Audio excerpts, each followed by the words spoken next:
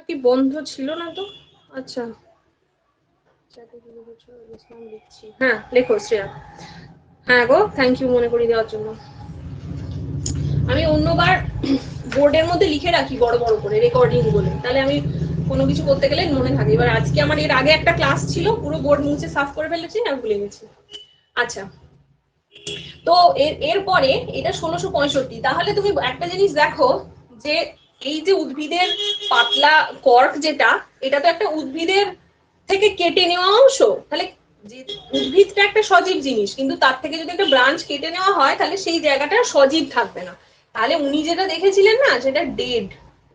উনি ফার্স্ট যেটা অবজার্ভ করেছিলেন সেটা ডেড সেল ছিল। এরপরে 1674-এ অ্যান্টন ভন লিভেনহক, বাপরে লিভেনহক বানানটা, দাঁড়াও,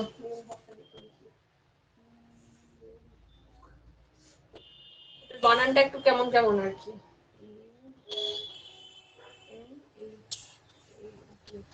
লিভেনহক ইনি ফার্স্ট কি করলেন, লাইভ সেল অবজার্ভ করলেন, বা লিভিং সেল বা সজীব সেল, সজীব কোষ ফার্স্ট উনি দেখলেন।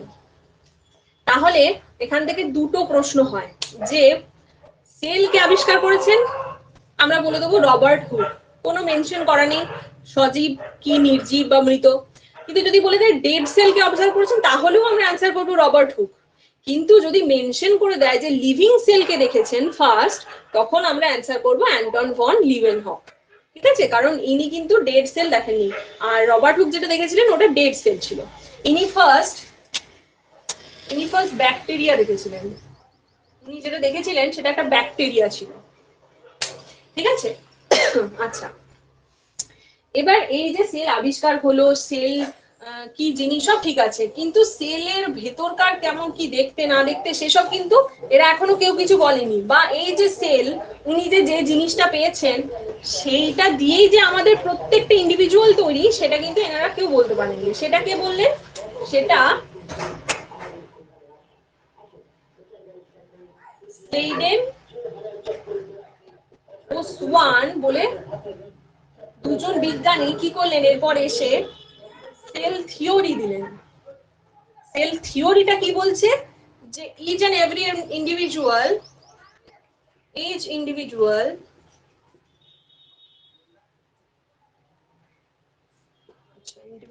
body is made up of many cells. মানে আমরা প্রত্যেক, এই যে উনি সেল দেখলেন, রবার্ট হুক সেল দেখলেন, এটা কোথায় আছে উনি দেখতে পেয়েছেন, কিন্তু এই সেল কোথায় আছে, আকাশে বাতাসে তো ঘুরে বেড়াচ্ছে না। ওই সেলই যে আমাদের প্রত্যেকের বডিতে রয়েছে, সেই থিওরিটা প্রথম স্লেইডেন এবং সোয়ান বলে দুজন বিজ্ঞানী দিলেন। কত, 1839-এ, 1839-এ প্রথম উনি এই এটা দিলেন। তো যদি বলে সেল থিওরি কে দিয়েছেন, তাহলে স্লেইডেন এন্ড সোয়ান। এই ডিসকভারিতে এই তিনটে খুব ইম্পর্টেন্ট, এই তিনটে থেকে খুব প্রশ্ন আসে সাল সহ।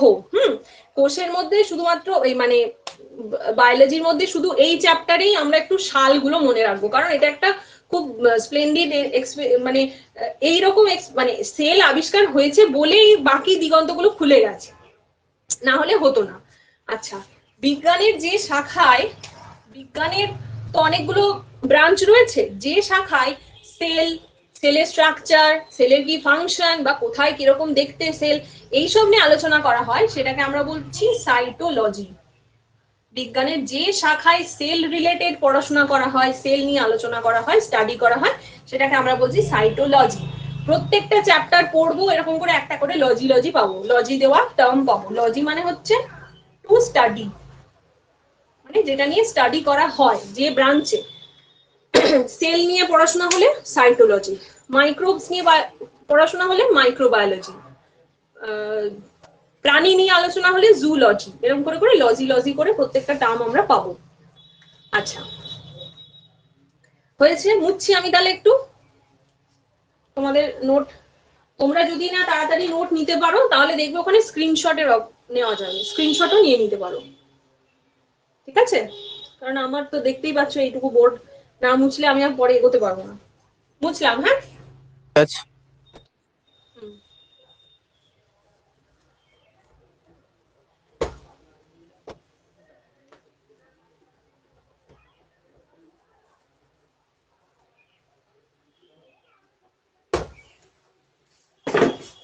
আচ্ছা,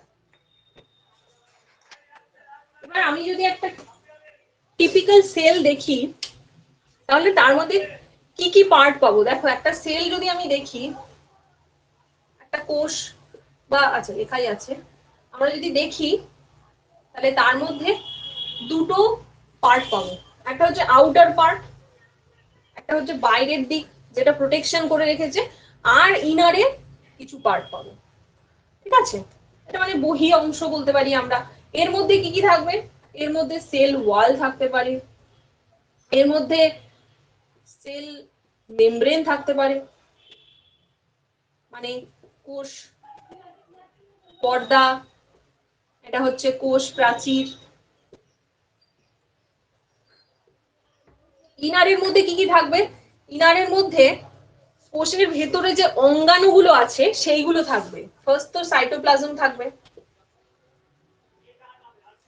আচ্ছা, তোমাদের মধ্যে এরকম কি কেউ আছো যে ইংলিশ ভার্সনেই পরীক্ষা দেবে? এরকম কি কেউ আছো, বা ম্যাম ইংলিশ আমি ছাড়া দেব, আচ্ছা, আমি দেব। তুমি কে? পলাশ, হ্যাঁ তুমি পুরোপুরি ইংলিশ ভার্সনেই দেবে পরীক্ষা, তাই তো? হ্যাঁ হ্যাঁ।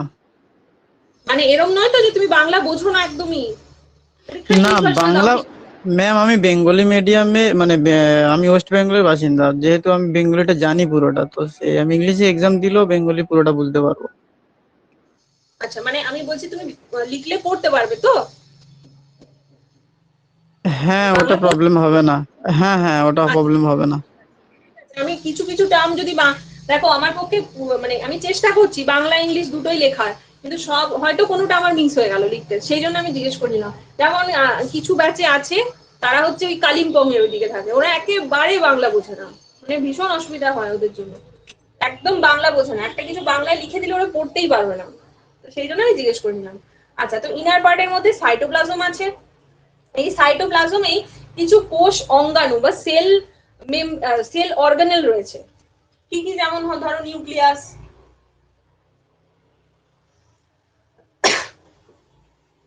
মাইটোকন্ড্রিয়া। এইগুলো আমি ইংলিশে কেন লিখছি, কারণ এগুলো যারা বাংলাতে আছো তারাও বুঝতে পারবে এগুলো। তারপরে হচ্ছে তোমার ধরো রাইবোজোম,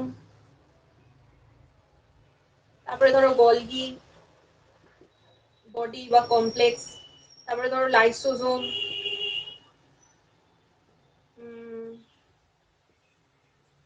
প্লাস্টিড, প্ল্যান্ট হলে প্লাস্টিড থাকবে, অ্যানিমাল হলে থাকবে না, ভ্যাকুওল থাকতে পারে।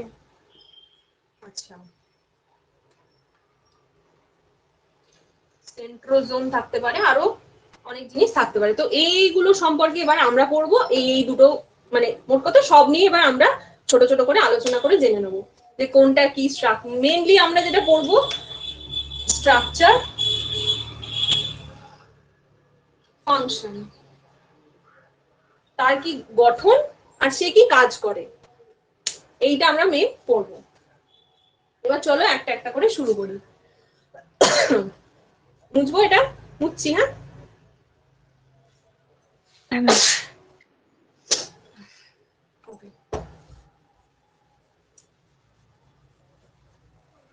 যার মনে হবে লেখা হলো না সে একবার ঝট করে একটু স্ক্রিনশট নিয়ে নেবে।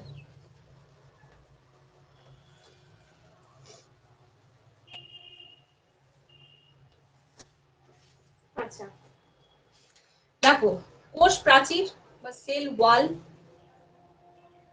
বা কোষ প্রাচীর।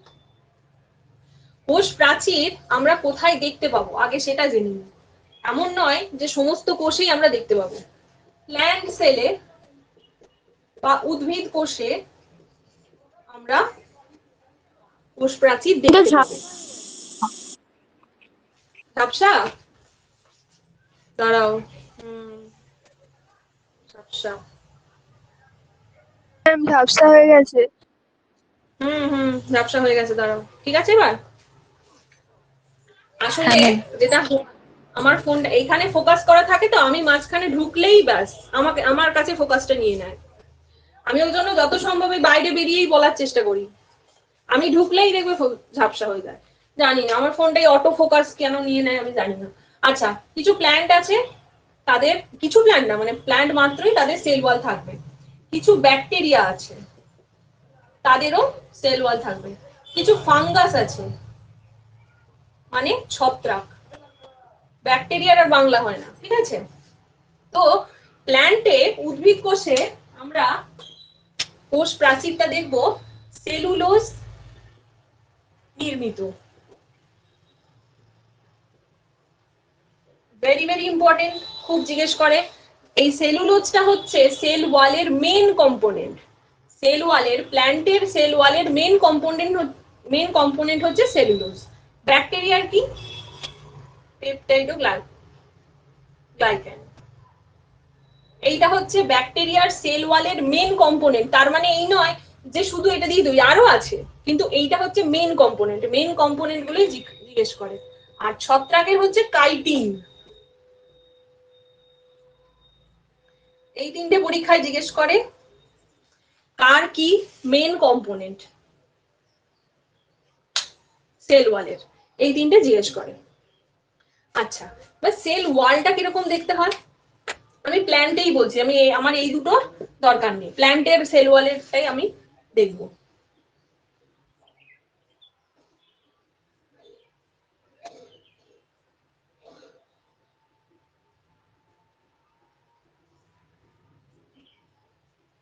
এইরকম সেল ওয়াল মানে হচ্ছে ভেতরের সেল মেমব্রেন থাকে, কোষ পর্দা থাকে।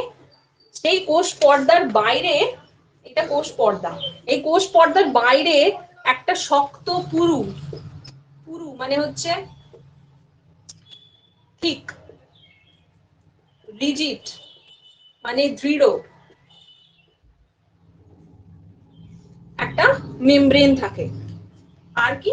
মৃত, ডেড। মৃত কেন?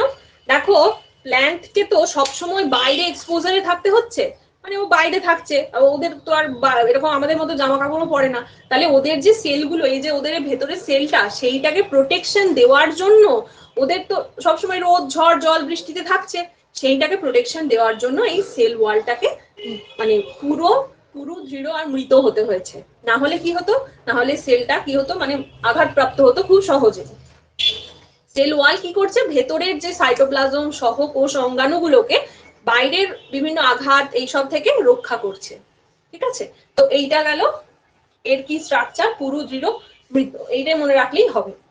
এবার এই যে আমি আঁকলাম, এর আবার তিনটে পার্ট রয়েছে।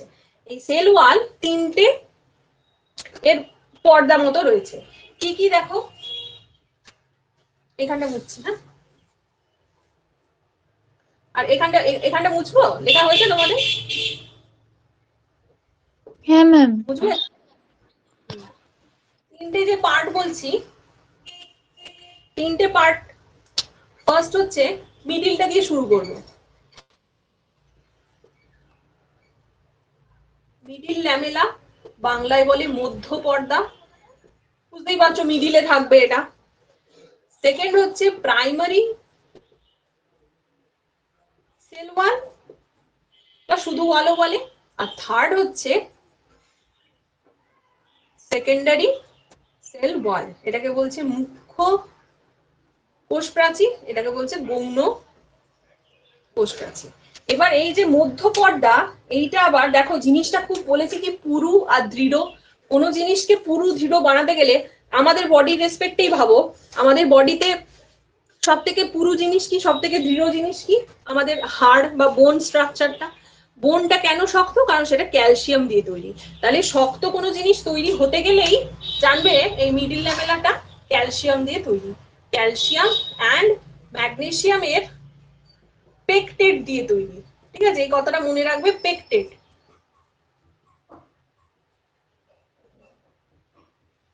ক্যালসিয়াম এবং ম্যাগনেসিয়ামের পেকটেট দিয়ে তৈরি। ভেরি ভেরি ইম্পর্টেন্ট, বারবার পরীক্ষায় জিজ্ঞেস করে যে দু রকম ভাবে প্রশ্নটা হয়, জিজ্ঞেস করে যে সেল ওয়াল কিসের পেকটেট দিয়ে তৈরি, এরকম প্রশ্ন হতে পারে। ক্যালসিয়াম ম্যাগনেসিয়ামের পেকটেট সেল ওয়ালে কোথায় দেখা যায়? Primary cell wall, secondary sell ওয়ালে দেখা যায় না। ক্যালসিয়াম ম্যাগনেসিয়ামের পেকটেট মিডিল ল্যামেলাতে দেখা যায়। থার্ড হচ্ছে মানে এই দুটোই জিজ্ঞেস করে, ঠিক আছে। প্রাইমারি সেল ওয়াল এটা কি নিয়ে তৈরি? এটাই ওই সেলুলোজ নিয়ে তৈরি, এটাই ওই সেলুলোজ নিয়ে তৈরি। সেকেন্ডারি কি? এর মধ্যে সেলুলোজ আছে,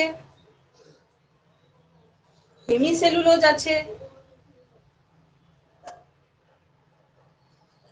লিগনিন আছে, এইগুলো হচ্ছে কম্পোনেন্ট। মানে প্রাইমারি সেল ওয়ালে শুধু সেলুলোজ নিয়ে তৈরি, সেকেন্ডারি সেল ওয়াল সেলুলোজ নিয়েও তৈরি, হেমিসেলুলোজ নিয়েও তৈরি, লিগনিন নিয়েও তৈরি। পরীক্ষায় কিরকম ভাবে এখন প্রশ্ন আসছে দেখো, কোনো প্রশ্নর মানে এখন স্ট্রাকচারটা এরকম হয়ে গেছে যে শুধু একটা প্রশ্ন দেব, এই মানে একটাই তার সুন্দর সোজা সাপটা উত্তর হলো, এইরকম প্রশ্ন আজকাল আর করে না। কিরকম দেয়, হয়তো বললো সেকেন্ডারি সেল ওয়ালের কম্পোনেন্ট কি, দিয়ে ধর এটাই বললো সেকেন্ডারি সেল ওয়ালের কম্পোনেন্ট, দিয়ে অপশন এ তে দিল সেলুলোজ, দুইয়ে দিল হেমিসেলুলোজ, তিনে দিল ক্যালসিয়াম ম্যাগনেসিয়ামের পেকটেট, চারে দিল লিগনিন। এইটা কিন্তু কোয়েশ্চেনের সঙ্গে। এবার option A, option A 1 2, option B তোমরা হয়তো লক্ষ্য করে দেখেছো এইরকম প্রশ্ন এখন বেশি, এইগুলো করতে গিয়ে বেশি মাথা পাজল হয়, এইগুলো করতে গিয়ে বেশি ভুল হয়। তুমি উত্তর জানো কিন্তু তোমার এই 1 2 1 3 এইসবে চক্করে তোমার উত্তরটা ভুল হয়ে যায়। বিতে হয়তো দিল 2 3 4, সিতে হয়তো দিল 1 4, ডিতে হয়তো দিল 1 2 4। কোনটা হবে বলো তো? সেকেন্ডারি সেল ওয়ালের কম্পোনেন্ট,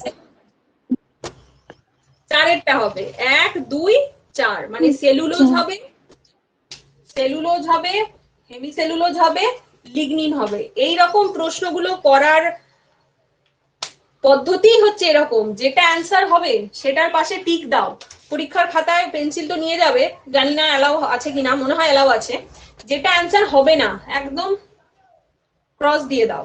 এবার মেলাও যে 3 আছে, 3 কোথায় কোথায় আছে, এই অপশনে 3 আছে, এই অপশন কাটা, এখানে 3 আছে, এই অপশন কাটা, এইখানে এটা একটা হওয়ার চান্স আছে 1 আর 4, কিন্তু আমার উত্তর আছে 1 2, 2 নেই, কাটা, তাহলে এটা অ্যান্সার। এইভাবে মেলাও, এইভাবে অ্যান্সার গুলো করবে, তাহলে দেখবে ভুল হওয়ার চান্স। ওভাবে কাটলে ওটা কিছু হবে না তো? না না, তুমি কোয়েশ্চেনটাতে, অ্যান্সারে নয়, কিন্তু কোয়েশ্চেন পেপারে করবে তুমি।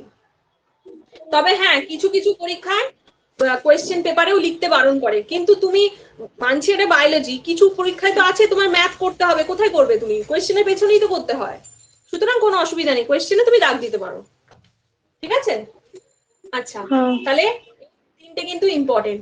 মিডিল ল্যামেলার কি কি কম্পোনেন্ট, প্রাইমারি সেল ওয়ালে কি কি কম্পোনেন্ট, সেকেন্ডারি সেল ওয়ালে কি কি কম্পোনেন্ট। এখন আর সোজা সাপটা, হ্যাঁ বলো। মিডিল ল্যামেলাটা ক্যালসিয়াম ম্যাগনেসিয়ামের পেকটেট? হ্যাঁ, পেকটেট,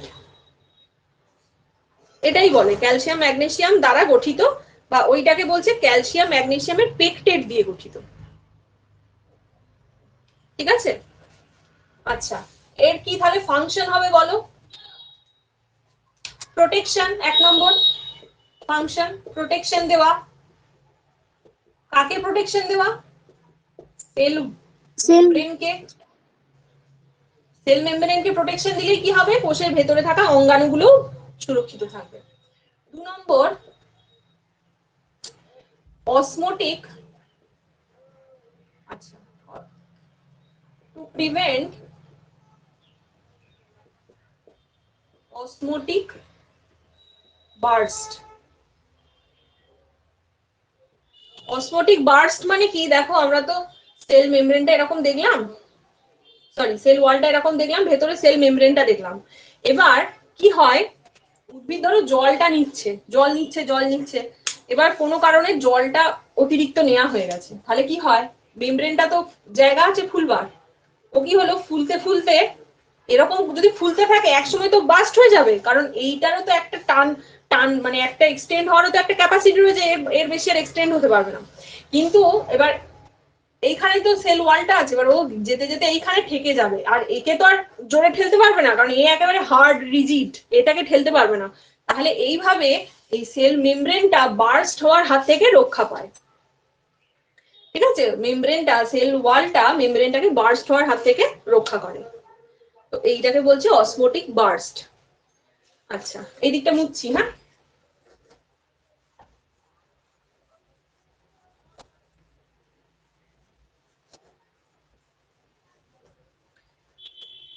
সেল ওয়াল থেকে আমরা এইটাই পড়বো। এবার চলে যাই কোষ পর্দা, এদিকটা মুছে দিচ্ছি। কোষ পর্দা, কোষ পর্দাটা দেখো বা সেল মেমব্রেন বা কোষ পর্দা, এটা হচ্ছে কোষের সাইটোপ্লাজম সহ অঙ্গাণুগুলোকে যে ধরে রেখেছে সেটা হচ্ছে কোষ পর্দা। এটা অর্ধভেদ্য, ঠিক আছে, অর্ধভেদ্য মানে পুরোপুরি যা আসবে সব গলে যাবে এরকমও নয়, আবার কিছুই বলতে পারবে না এরকমই, মানে অর্ধভেদ্য, কিছু কিছু জিনিস যেতে পারবে কিছু কিছু জিনিস যেতে পারবে না, বা সেমি পারমিএবল, মানে কিছু জিনিস যেতে পারবে কিছু জিনিস যেতে পারবে না। ঠিক আছে, কিরকম ভাবে, তো এটা এটার কোনো লেয়ার নেই যে এরকম অনেকগুলো লেয়ার, মানে ওটা যেমন 3টে পার্ট ছিল, এটা সেরকম কিছু নেই। তবে যখন সেল মেমব্রেন আবিষ্কার হয়নি ঠিকঠাক ভাবে, তখন অনেকজন বিজ্ঞানী এর গঠনটা কিরকম সেই সম্পর্কে অনেকগুলো মতামত দিয়েছে। যেমন হচ্ছে হ্যাঁ বলো। ম্যাম প্রভেদক ভেদ্য আর অর্ধভেদ্যটা এক ম্যাম, প্রভেদক ভেদ্য আর অর্ধভেদ্যটা প্রভেদক ভেদ্য, হ্যাঁ একই একই সেম। ঠিক আছে, ওকে ম্যাম।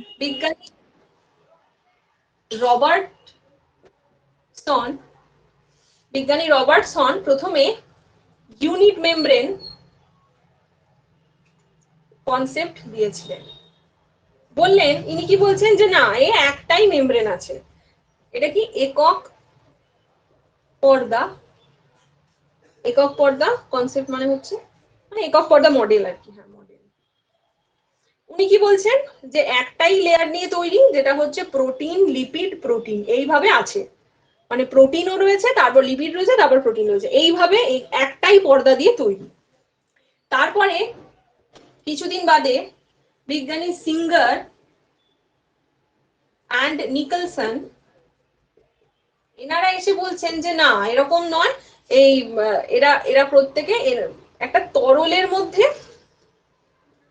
মোজাইকের যেমন টাইলস হয় সেরকম ভাবে প্রত্যেকটা ওই লিপিড প্রোটিন এইভাবে আছে।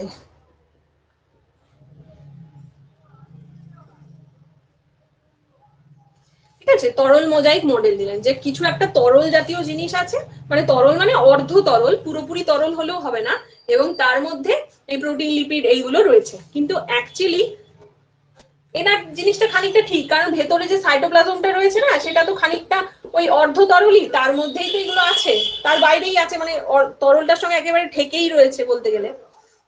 কিন্তু অ্যাকচুয়ালি কি হয়, লিপিড আর প্রোটিন কার্বোহাইড্রেট এইসব নিয়ে তৈরি। লিপিডের মানে অ্যাকচুয়াল যেটা মডেল আর কি, লিপিডের হেড আর টেল দুটো জিনিস হয়। এটা যদি একটা লিপিড হয়, একটা লিপিডের এইরকম স্ট্রাকচার হয়, এটাকে বলছে হেড, এটাকে বলছে টেল, মাথা আর লেজ এরকম বলছে। এবার একটা জিনিস মনে রাখবে, লিপিডের যে মাথাটা সেটা হচ্ছে, মাথাটা বলছি হ্যাঁ, হাইড্রোফিলিক, মানে জল আকর্ষী, মানে জলকে দেখলে আকর্ষণ করে, বা এরম ভাবে মনে রাখবে যে জলের বন্ধু মাথাটা, আর পাটা বা টেলটা এটা হচ্ছে হাইড্রোফোবিক, মানে জলের শত্রু, জল বিকর্ষী, জলকে দেখলেই বিকর্ষণ করে। ঠিক এই কারণে কি হয়েছে, লিপিডের এই সেল মেমব্রেনের স্ট্রাকচারটা এইরকম হয়েছে। মাথাগুলো সমস্ত বাইরের দিকে আর টেল গুলো ভেতরের দিকে। এইভাবে মানে ধরো আমি যদি এইখান থেকে এইটুকু এই অংশ কেটে নিয়ে আসি, তাহলে আমি এই রকম দেখতে পাবো। আমি যদি এই অংশ এখানে কেটে নিয়ে আসি, তাহলে আমি এইরকম দেখতে পাবো। তাহলে আমি কি দেখছি যে এইরকম যে লেয়ার, এইটা দিয়েই পুরোটা তৈরি হয়েছে। মানে কিরকম, এইদিকে মাথাগুলো আছে আর ভিতরের দিকে পা গুলো রয়েছে, এইরকম ভাবে তৈরি হয়েছে, এইরকম করে গোটাটা গোল করে তৈরি হয়েছে। ঠিক আছে, এইভাবে পুরোটা তৈরি হয়েছে। তাহলে এবার কি হলো দেখো, হেড যেটা সেটা বাইরের দিকে আছে। এবার আমার কোষের মধ্যে যদি জল ঢুকবো বলে আসে, জল যদি ঢুকতে আসে H2O, তাহলে কি হবে, মাথাটা তো জলের সঙ্গে বন্ধু, মাথাটা তো জলের বন্ধু, তাহলে মাথাটা এইদিকেও জল আছে, আর সাইটোপ্লাজমটা তরল, তার মানে এখানে জলই তো রয়েছে, অর্ধ তরল, মানে সেখানে তো জলই রয়েছে, জলের জন্যই তো কোনো জিনিস তরল হয় বা কঠিন হয়। তাহলে এইদিকেও জল রয়েছে, তাহলে এও জলের সংস্পর্শে কোন জায়গাটা এলো, জল আকর্ষী যেটা হাইড্রোফিলিক বা জলের বন্ধু যেটা, সেই জায়গাটা এলো। এইদিকেও জল রয়েছে, এইদিকেও জলের সংস্পর্শে কোন জায়গাটা এলো, মাথাটা এলো। এবার তাহলে বলো, যদি জল কোষের ভেতরে ঢুকবো ভাবে, তাহলে ঢুকতে গেলে তো ওকে এই রিজিয়নটা দিয়ে বেরোতে হবে, এই রিজিয়নটা, মানে যেগুলো ওই হাইড্রোফোবিক রিজিয়ন, ঢুকতে গেলে তোকে এই রিজিয়নটা পেরোতেই হবে, যেমন করেই হোক। তাহলে তখন কি হবে, তখন এইদিকে অনেক চ্যানেল থাকে ঢোকার জন্য, চ্যানেল মানে গেট মতো, ওই গেট দিয়ে ঢোকে। ওই চ্যানেল মানে ওখানে এগুলো নেই, ওখানটা একটু ফাঁকা জায়গা যেখানে ওই লিপিড গুলো নেই। ঠিক আছে, আচ্ছা, আবার আমরা ফিরে আসি এখানে, সেটা হচ্ছে যে এইরকম কিছু স্ট্রাকচার আছে। এবার শুধু এগুলো হচ্ছে সব লিপিড, বললাম এইগুলো লিপিড, তার মানে কি শুধু লিপিড দিয়েই তৈরি না, কিছু কার্বোহাইড্রেটও রয়েছে, কিছু কার্বোহাইড্রেট চেনও রয়েছে, এরকম কিছু কার্বোহাইড্রেট রয়েছে, কিছু প্রোটিন রয়েছে, যেগুলো এরকম করে রয়েছে, কিছু প্রোটিন আছে ভেতরে একেবারে গেঁথে আছে, সেগুলোকে আমরা বলছি ইন্টিগ্রেটেড, মানে ভেতরে ঢুকে গেছে একেবারে মার্জড হয়ে।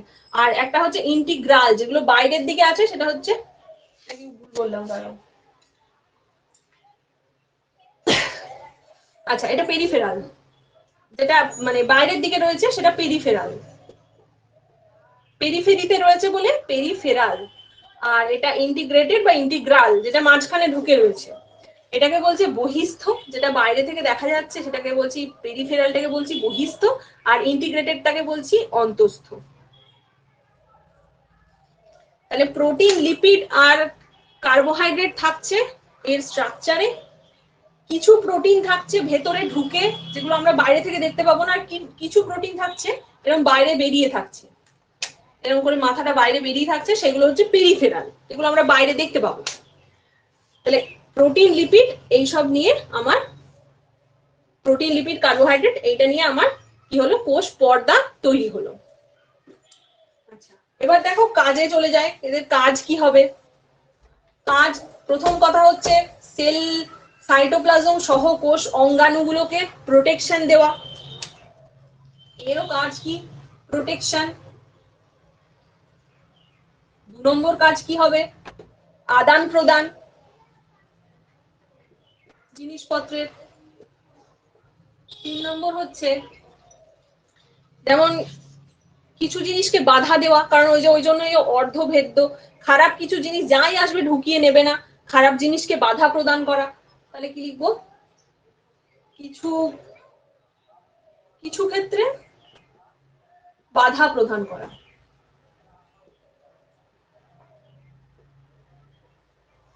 তো এইগুলো হয়ে যাচ্ছে সেল মেমব্রেনের কাজ।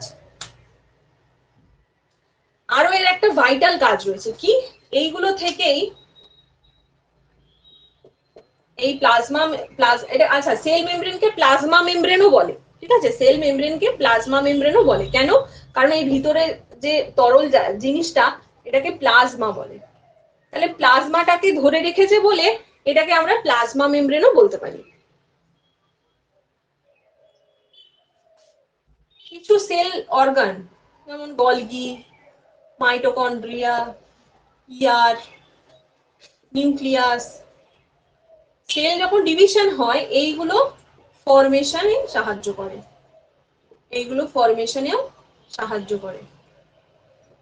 এইগুলো হয়ে যাচ্ছে এর কাজ। আচ্ছা, কোষ থেকে মানে সেল মেমব্রেন থেকে এইটুকু জানলেই হবে। আচ্ছা, মুছবো আমি, মুছছি। হ্যাঁ ম্যাম। তোমরা লাস্ট অপশনটা আরেকবার বলবেন? কোনটা? এইটা গলগি, 4 নম্বর। মাইটোকন্ড্রিয়া, ইয়া। হ্যাঁ, বললাম যে যখন সেল ডিভিশন হয়, আমাদের কোষ ডিভিশন যখন হয়, তখন ভেতরে সেল অর্গানগুলো মানে অদৃশ্য হয়ে যায় বা মানে কিছুক্ষণের জন্য ওগুলো ডিসঅ্যাপিয়ার হয়ে যায়, দিয়ে আবার রিঅ্যাপিয়ার হয়। বা ধরো কোনো একটা নতুন সেল তৈরি হয়েছে, সেই সেলের মধ্যে প্রত্যেকটা অর্গান তো তৈরি হতে হবে, যে নতুন সেল হয়েছে সেই সেলের মধ্যে তৈরি হতে হবে। তাহলে এই অর্গানগুলোর মধ্যে গলগি, মাইটোকন্ড্রিয়া, ইয়ার, নিউক্লিয়াস, এইগুলো যেগুলো মেমব্রেন রয়েছে, সেই মেমব্রেন গুলো তৈরি করতে এই প্লাজমা মেমব্রেন সাহায্য করে। ম্যাম আছে? ইয়ারটা কি বললেন? ইয়ারটা ফুল ফর্ম? এটা এন্ডোপ্লাজমিক রেটিকুলাম। পড়াবো তোমাদের, প্রত্যেকটা ব্যাপারে পড়াবো। এখন আমি শর্টে লিখলাম, জায়গা ছিল না বলে। ঠিক আছে, সব জেনে যাবে। ঠিক আছে, বুঝবো এবার? হ্যাঁ ম্যাম। হ্যাঁ ম্যাম। হ্যাঁ, তোমাদের কিভাবে আমি করাবো আমি বলে দিই। ধরো আজকে আমি চ্যাপ্টারটা করাবো, এরপর নেক্সট দিন তোমাদের এটা সম্পর্কে এমসিকিউ সলভ করাবো। এবার এই চ্যাপ্টারটা যেহেতু খুব বড়, এমনিতে সেল চ্যাপ্টার 2 দিন লাগে, কিন্তু আমি চেষ্টা করছি তোমাদের আজকে একদিনেই করানো, জানি না কতটা হবে। তো এই চ্যাপ্টারটা যেহেতু 2 দিন একদিন টোটাল লেগে যাবে, সুতরাং আজকে আমি তোমাদের এই চ্যাপ্টারটার জন্য আমি তোমাদের এমসিকিউ করাতে পারবো না, নেক্সট ক্লাসে করাবো। কিন্তু যেগুলো ছোট চ্যাপ্টার হবে, যেগুলো পড়িয়ে সঙ্গে সঙ্গে এমসিকিউ গুলো সলভ করানো যাবে, সেগুলো আমি সেদিনই সলভ করিয়ে নেবো। তাহলে তোমাদের একটু তাড়াতাড়ি এগোবে সিলেবাসটা। ঠিক আছে? আচ্ছা, এবার যেহেতু তোমাদের জেন পাস, তোমাদের আরেকটু জানতে হবে। সেটা হচ্ছে যে এই যে প্লাজমা মেমব্রেন, তার এই যে বললাম অর্ধভেদ্য বা প্রভেদক বেদ্য, তার মানে সে কিছু জিনিস নিচ্ছে বা কোনো জিনিস সেলের মধ্যে থেকে যদি বাইরে বার করতে হয়, তাহলে তো সে প্লাজমা মেমব্রেনের মধ্যে দিয়েই বাইরে যাবে। তো এই বাইরে বার করা আর ভেতরে নেওয়া, এই দুটোর মধ্যে বা সেলের বলছি সেলের খাবারটাকেও যে নেওয়া, সেইগুলোর আবার কয়েকটা ভাগ রয়েছে। ঠিক আছে, সেই ভাগগুলো আমাদের একটু জানতে হবে। এইখানটা থেকে তোমাদের প্রশ্ন আসে। এক হচ্ছে এন্ডোসাইটোসিস। কেউ কিছু বলছো?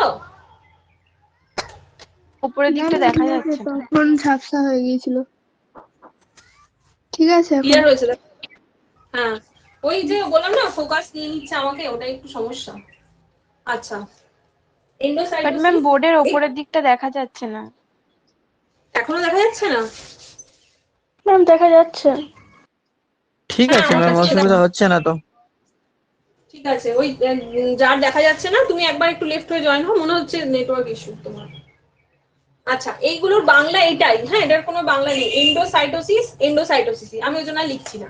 এবার হচ্ছে এক্সোসাইটোসিস। এই এক্সোসাইটোসিসের আবার দুটো ভাগ আছে, একটা হচ্ছে ফ্যাগো। ম্যাম এটা কি বললেন একবার বলুন, এক্সোসাইটোসিসটা কিভাবে আসছে? বলছি, আমি বলে দিচ্ছি, দাঁড়াও। আমি বললাম যে ওই যে আমি বললাম প্লাজমা মেমব্রেন কিছু জিনিস ভেতরে নেয়, আবার হয়তো কিছু টক্সিক জিনিস আছে সেটাকে বাইরে বার করে দেয়। এই যে পদ্ধতিটা, এই যে নেওয়া, ভেতরে বাইরে বাইরে ভেতরকার জিনিস বাইরে বার করে দেওয়া, এই পদ্ধতিগুলোর এইগুলোর নাম। এবার এগুলো আমি একটা একটা করে এক্সপ্লেন করতে করতে যাবো। আমি আগে লিখে নিই নামগুলো।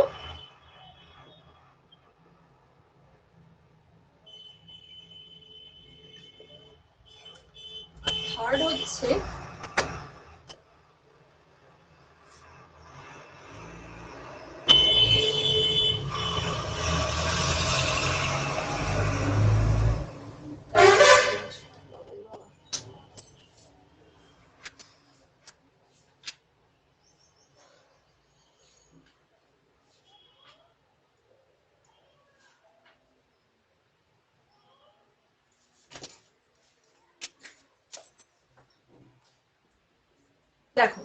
এই তিনটে পদ্ধতি, এন্ডোসাইটোসিস, এক্সোসাইটোসিস আর এমিওসাইটোসিস। এবারে এক্সোসাইটোসিসের আবার দুটো ভাগ। এন্ডোসাইটোসিসে কি হয় দেখো, এন্ডো কথা বা এক্সো কথা যেখানেই পাবে বায়োলজিতে মাথায় গেঁথে নাও। এন্ডো মানে বাইরে, এন্ডো মানে ভেতরে, এক্সো মানে বাইরে। এইটা একটু মাথায় একদম ভালো করে ঢুকিয়ে নাও। এন্ডো মানে ভেতরে, এক্সো মানে বাইরে। এই এন্ডো এক্সো লাগানো অনেক টার্ম তোমরা পাবে। এন্ডোডার্ম মানে বাইরের ত্বক, ঠিক আছে, এক্সো দিয়েও অনেক কিছু পাবে মানে ভেতরে। এবারে এন্ডোসাইটোসিসে কি হয়, কোনো কঠিন পদার্থ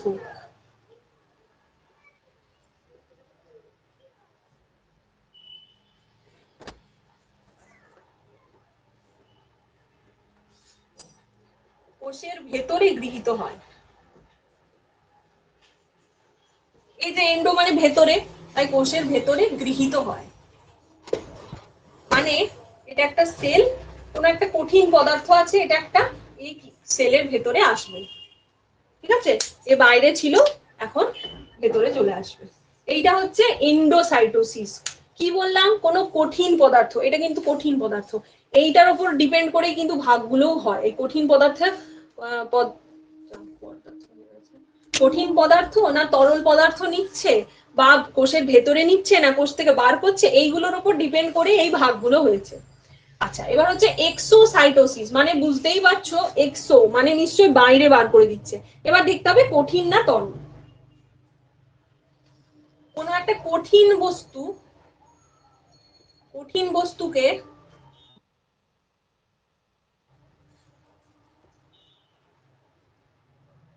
বাইরে বার করে দিচ্ছে, তো সেটা হচ্ছে এক্সোসাইটোসিস। এবার এই এক্সোসাইটোসিসের আবার দুটো ভাগ। আচ্ছা, এইখানে এটা আমরা কঠিন বস্তু লিখবো না, যে কোনো বস্তু বাইরে বার করে দিচ্ছে, যে কোনো। এবারে যে কোনো বস্তুটা যদি কঠিন হয়, কঠিন বস্তু যদি বাইরে বার করে দেয়, তাহলে সেটাকে বলবো ফ্যাগোসাইটোসিস। এটা কারা করে, অ্যামিবা,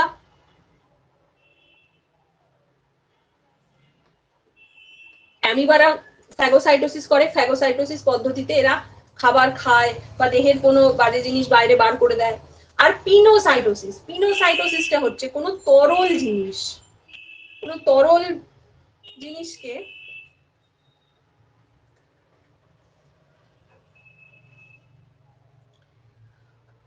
এক্ষেত্রে তরল জিনিসটা কিন্তু আর বাইরে বার করে না, এটা তরল জিনিসটা ভেতরে নেয়,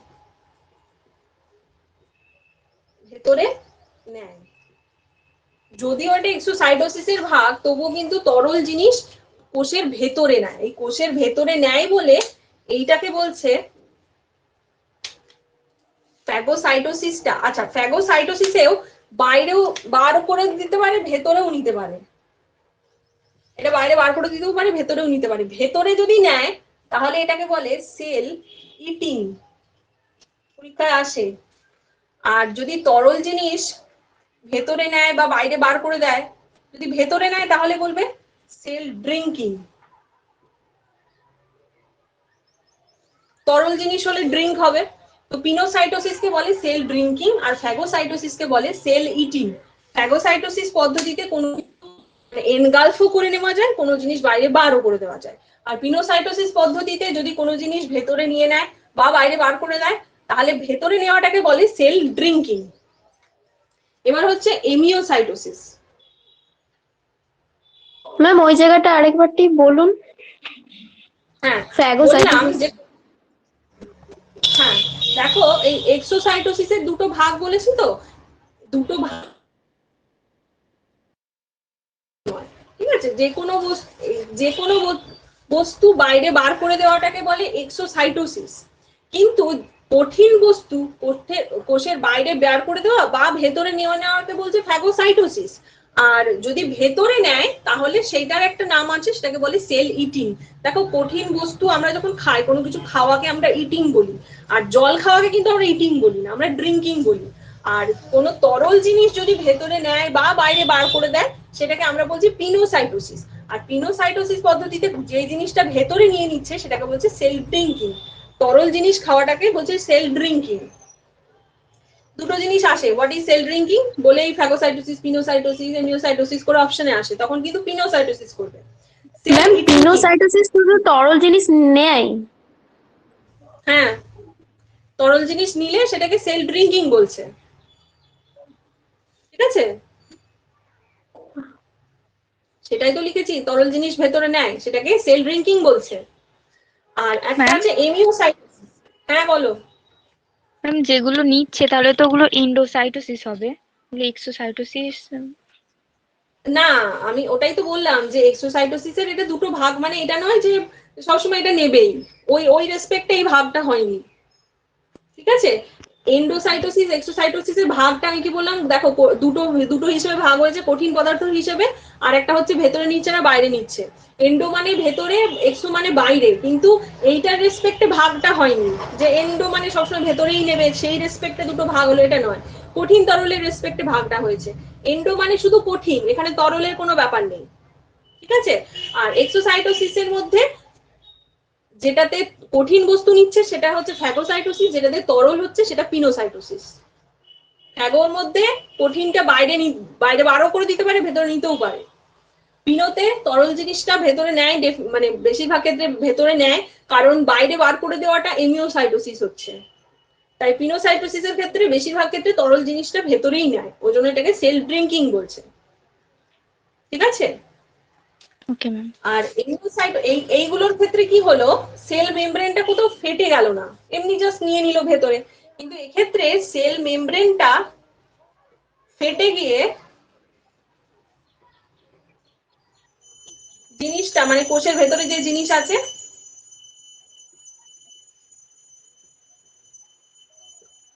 সেটা বাইরে বেরিয়ে যাচ্ছে। ঠিক আছে, মানে কোষটা ধরো এরকম ছিল, এখানে কয়েকটা খারাপ জিনিস জমেছিল, তারপরে কোষটা কি হচ্ছে এরকম ফেটে ওগুলো বাইরে বেরিয়ে যাচ্ছে। এই ফেটে বাইরে বেরিয়ে যাচ্ছে এইটাকে বলছে সেল ভমিটিং, মানে কাইন্ড অফ বমি করছে এরকম আর কি, এটাকে বলছে সেল ভমিটিং। ঠিক আছে, সেল ভমিটিং কোনটা, ইমিওসাইটোসিস। ঠিক আছে, আচ্ছা এই কটা জিনিস তোমাদের জানতে হবে, এইগুলো থেকে কিন্তু ম্যাম এইটা তোমাদের আছে। হ্যাঁ বলো। বলছি ম্যাম ফ্যাগোসাইটোসিস কি হবে? হ্যাঁ, ফ্যাগোসাইটোসিসটা কি বলছো? যেমন উদাহরণ যেমন অ্যামিবা হলো, হ্যাঁ, তো পিনোসাইটোসিসের কি হবে? পিনোসাইটোসিস সবার হয়, আমাদেরও হয়, তোমারও হয়, আমারও হয়, এটার এই জন্য কোনো স্পেসিফিক আমি দিলাম না। ফ্যাগোসাইটোসিসটা মেইনলি অ্যামিবার ক্ষেত্রে দেখা যায়। ফ্যাগোসাইটোসিস তুমি আমাদের আমাদের কোষে লাইসোজোমেও পাবে। অ্যামিবা তাহলে ম্যাম ওটা মেরুদণ্ডী প্রাণীদের হবে কোনটা? পিনোসাইটোসিস? এরকম কোনো ব্যাপার নেই, তবে হ্যাঁ এরকম নয় যে, মানে এরকম নয় যে এটা অ্যামিবার ক্ষেত্রে দেখা যাবে না, এরাও তো খায়, তরল জিনিস তো খায় ওরা, অ্যামিবাও তো কোনো কিছু খেতে পারে, তাহলে তার ক্ষেত্রে ওটা পিনোসাইটোসিস বলবে। অ্যামিবা তো মেরুদণ্ডী নয়। ঠিক আছে, ফ্যাগোসাইটোসিস অ্যামিবার কাছে আর সেকেন্ড কোনো অপশন নেই খাবার দাবার খাওয়ার বা জিনিস বার করার, সেই জন্য অ্যামিবার ক্ষেত্রে ফ্যাগোসাইটোসিস এক্সাম্পলটা আমরা দিয়ে থাকি। আর বাকি সব আমাদের ক্ষেত্রেও হয়, এই অ্যামিবার হচ্ছে মানে আমাদের হয় না এরকম নয়, এটা আমারও হয়, ফ্যাগোসাইটোসিস আমারও হয়। কোথায় হয়, আমাদের লাইসোজোম যে রয়েছে কোষে, সেও খারাপ জিনিস এলে এনগালফ করে নেয়, সেটাকেই ফ্যাগোসাইটোসিস বলে। ঠিক আছে, এটা আমরা লাইসোজোমেও পাবো। ফ্যাগোসাইটোসিস শুধু অ্যামিবাতে হচ্ছে এরকম নয়, অ্যামিবা ছাড়াও আমাদেরও হচ্ছে, তোমার আমার সবার হচ্ছে, কিন্তু অ্যামিবাতে এটা স্পেশাল হয় বলে আমি জাস্ট অ্যামিবার নামটা নিলাম। ঠিক আছে, আচ্ছা মুছবো এবার। হ্যাঁ ম্যাম। মুছবো, ঠিক আছে।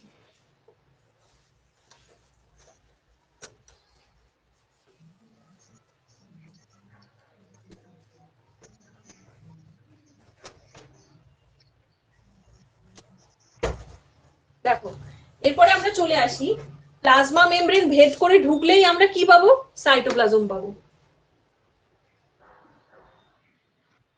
সাইটোপ্লাজম কি? এটা হচ্ছে অর্ধ তরল, সেমি ফ্লুইড, তারপরে হচ্ছে দানাদার, সান্দ্র মানে ভিসকাস, এইরকম একটা অর্ধতরল জেলির মতো একটা তরল আমরা দেখতে পাবো, যেটার মধ্যে সমস্ত অর্গানগুলো বসানো রয়েছে। মানে কি বলতো, এই সাইটোপ্লাজমটা যদি অর্ধতরল জেলির মতো না হতো, তাহলে ওই যে মেমব্রেন গুলো কোষের মধ্যে এদিক থেকে ওদিক ছুটে বেড়াতো। যদি ওটা জল হতো, একদম যদি টোটাল জল হতো, তাহলে তো সেল একটা নিউক্লিয়াস কোষের মধ্যে কখনো এদিক ওদিক এদিক ওদিক এদিক ওদিক ছুটে বেড়াতো। মাইটোকন্ড্রিয়াও তাই, সবকিছু ছুটে বেড়াতো। তাহলে ওরকম যদি ছুটে বেড়ায়, তাহলে সে তার নিজস্ব ফাংশনটা পারফর্ম করতে পারবে না। সেই জন্য সাইটোপ্লাজমটাকে মানে কোষের অঙ্গাণুগুলোকে ফিক্সড করার জন্য সাইটোপ্লাজমটা অর্ধতরল জেলির মতো হয়েছে। এবার এইটাতে আমরা দুটো জিনিস, মানে আমরা তো এক্সাম মানে সমস্ত কিছু পড়বো না, আমরা এক্সামের যেটা লাগবে সেটা পড়বো। সেটা হচ্ছে যে সাইটোপ্লাজমে কিছু মেজর এলিমেন্ট থাকে, কিছু মাইনর এলিমেন্ট থাকে, সেইগুলো সম্পর্কে পড়বো। মেজর এলিমেন্ট কি কি থাকে? কার্বন, অক্সিজেন, নাইট্রোজেন, সালফার,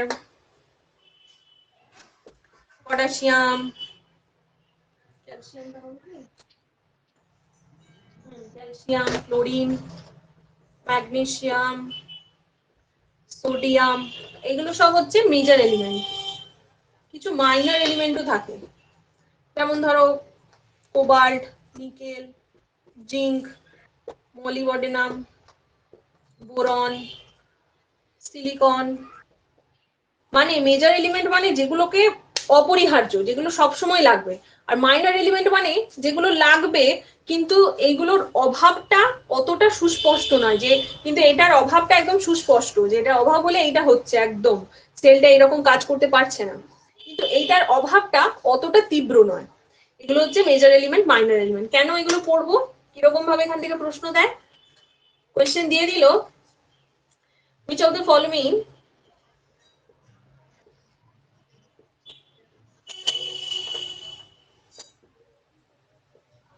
আর দিয়ে দিল মেজর এলিমেন্ট।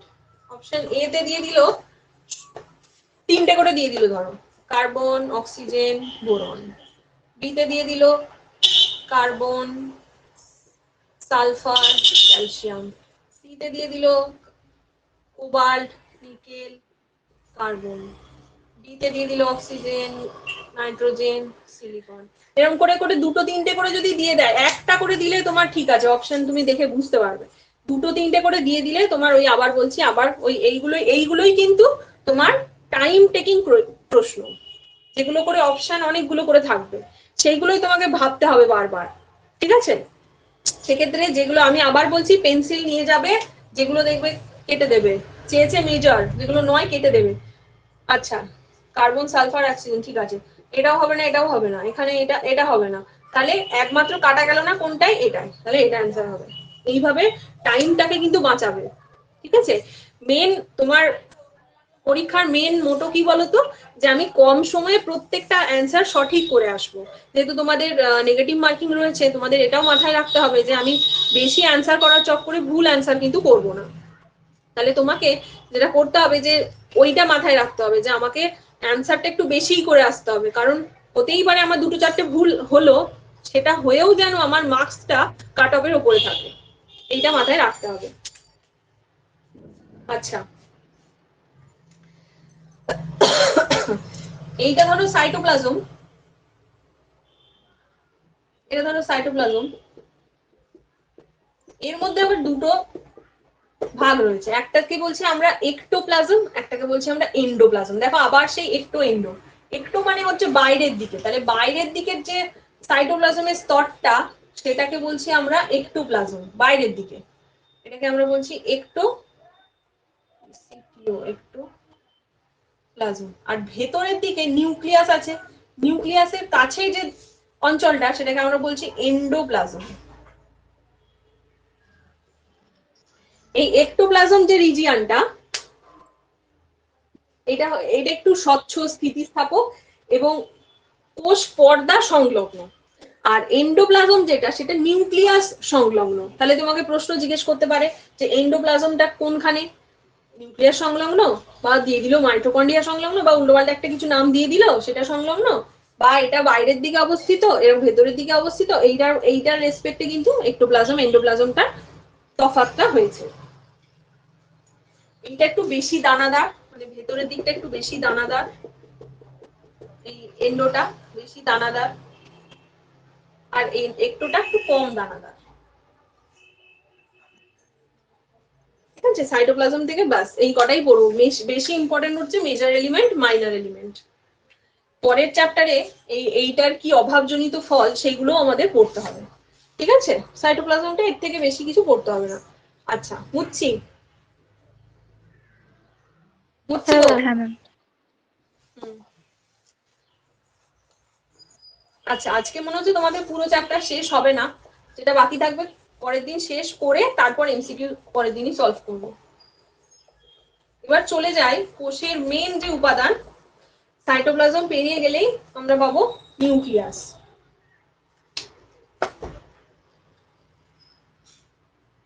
নিউক্লিয়াসটা কি? কোষের মধ্যে সব থেকে বড় এবং ঘন একটা যে স্তর, মানে একটা যে অংশ, সেটাকে আমরা বলছি নিউক্লিয়াস। এবার এই নিউক্লিয়াস আবার চারটে মানে এটাও আবার চারটে জিনিস নিয়ে তৈরি। কি কি? নিউক্লিয় পর্দা বা নিউক্লিয়ার মেমব্রেন, মেমব্রেন পেরিয়ে গেলে নিউক্লিয় প্লাজম, মানে যে তরল, প্লাজম মানেই জানবে যে এটা একটা তরল ধাত্র। আচ্ছা, এটা মানে তরল নয়, অর্ধ তরল। নিউক্লিয়ার মেমব্রেন মানে যে পর্দা বা আবরণী। নিউক্লিওপ্লাজম, হাত ব্যথা হয়ে যাচ্ছে। তারপরে হচ্ছে নিউক্লিওলাস,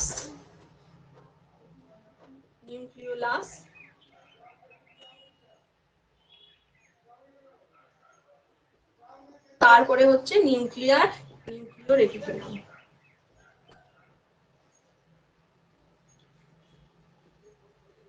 বা জালক,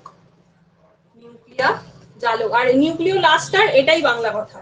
ঠিক আছে, এবার এক একটা কি কাজ দেখো। নিউক্লিয় মেমব্রেন মানে হচ্ছে যেমন প্লাজমা মেমব্রেন, ঠিক তেমনি নিউক্লিয়ার মেমব্রেন। প্লাজমা মেমব্রেন কি করছে?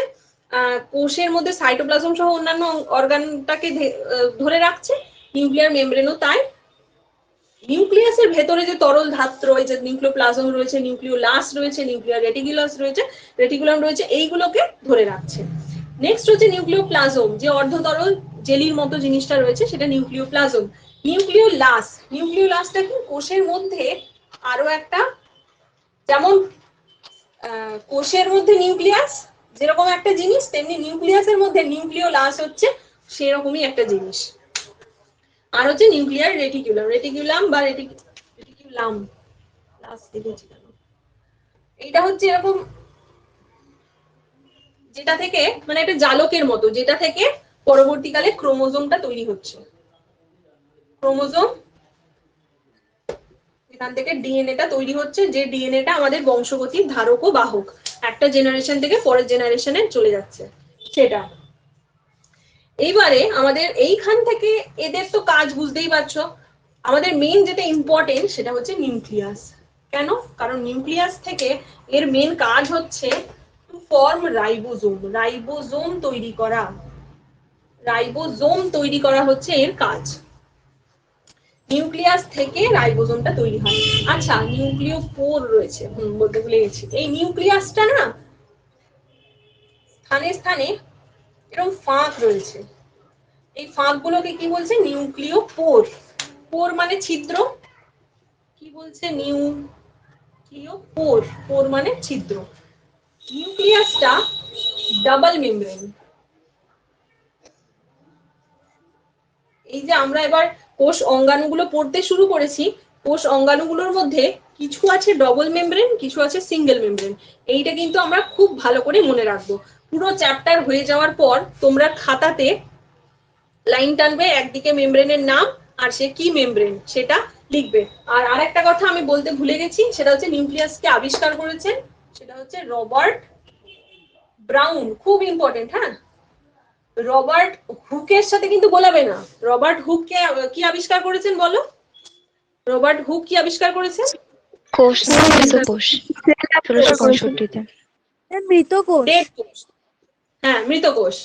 আর অপশনে কেন বলে দিচ্ছি এটা, অপশনে তোমরা তো এখন এই নামটাও জানলে, রবার্ট ব্রাউন। এবার কোষ আবিষ্কার কে করেছেন, 1 নম্বর অপশনে রবার্ট ব্রাউন দেয়া থাকবে। তখন তোমরা কি রবার্ট দেখেই তাড়াহুড়ো করে একদম ব্রাউনে একদম ঠিক করে দিয়ে চলে এলে, ব্যাস মাইনাস। তাহলে দেখে অ্যান্সার করবে যে আমার কোষ অ্যান্সার দিয়েছে, আমি রবার্ট ব্রাউন করব না, আমি রবার্ট হুক করব। আর যদি নিউক্লিয়াস কে আবিষ্কার করেছেন প্রশ্ন আসে, অপশন একেই থাকবে রবার্ট হুক। তখন যেন তাড়াহুড়ো করে রবার্ট হুকে মেরে দিওস না, কারণ দুটোই তো রবার্ট, সেই জন্য আমি বলে দিলাম এ ব্রাউন ও হুক। ঠিক আছে, তো রবার্ট ব্রাউন নিউক্লিয়াস আবিষ্কার করেছে। হ্যাঁ, তো যেটা বলছিলাম, পুরোটা হয়ে যাওয়ার পর তোমরা নিজেরা একটু স্মার্ট ওয়ার্ক করবে, ঠিক আছে? সমস্ত তো নোটে আছেই যে কে কি আবিষ্কার করেছেন না করেছেন, কিন্তু তোমরা যেটা করবে সব জিনিসটা চেষ্টা করবে যে জিনিসটা একই রকম। যেমন ধরো ডিসকভারি, প্রত্যেকটা সেল অর্গানকে ডিসকভার করেছে সেটা এক জায়গায় করে রাখলে খাতায়, বা কোনটা সেল মানে দুটো দুটো করে মেমব্রেন, কোনটা একটা করে মেমব্রেন, সেটা তোমরা এক জায়গায় করে রাখলে। আচ্ছা, কোন কোন অর্গানগুলোর একই রকম কাজ সেটা এক জায়গায় লিখে রাখলে। মানে আমি এটা বলতে চাইছি তোমরা নোটটা না পড়ে নোট থেকে তোমরা নিজেরা খাতায় করো। এবার যাদের মনে হবে যে হ্যাঁ আমার সত্যি মানে টাইম নেই বা অন্য কিছুতে এঙ্গেজ, তারা করতে পারো, মানে ওই নোট পড়তে পারো, অসুবিধা নেই। কিন্তু এইগুলোকে বলে স্মার্ট ওয়ার্ক, মানে নোট তো থাকলো, পাশাপাশি একটা নিজের মতো করে নোট তৈরি করে নেওয়া। এইগুলো এক্সামের মানে ঠিক আগের রাতে ওইটা চোখ বোলালেই তোমার হয়ে যাবে। ঠিক আছে, বুঝতে পারলে কেন বললাম? আচ্ছা, এবার এই যে নিউক্লিওপোর বললাম, নিউক্লিওপোর দিয়ে কি হবে, এই যে এখানে যে রাইবোজোমটা, এই যে রাইবোজোমটা তৈরি করছে, সেই রাইবোজোম গুলো তো বাইরে আসতে হবে, সেই রাইবোজোমটা বাইরে আসবে। তা এই যে ক্রোমোজোমটা রয়েছে, সেই ক্রোমোজোমটা ডিএনএটা থেকে আরএনএ তৈরি হয়ে সেই আরএনএটা সাইটোপ্লাজমে আসবে। ঠিক আছে, তো এইরকম আশাআশির ব্যাপারগুলো ওই পোর দিয়ে হবে। ঠিক আছে, পোর গুলো হচ্ছে মানে প্যাসেজ টাইপের। ঠিক আছে, তাহলে আমরা মেন এখান থেকে যেটা মনে রাখবো সেটা হচ্ছে নিউক্লিয়াস থেকে কি তৈরি হচ্ছে, রাইবোজোম। এখানে একটা কথা বলি, তোমাদের পরীক্ষায় প্রশ্নটা দেবে যে রাইবোজোম কোথা থেকে তৈরি হয়। যদি তোমরা অপশনে পাও নিউক্লিওলাস, বানান ভুল করো না কিন্তু, নিউক্লিওলাস, তাহলে অবশ্যই নিউক্লিওলাস অ্যান্সার করে আসবে।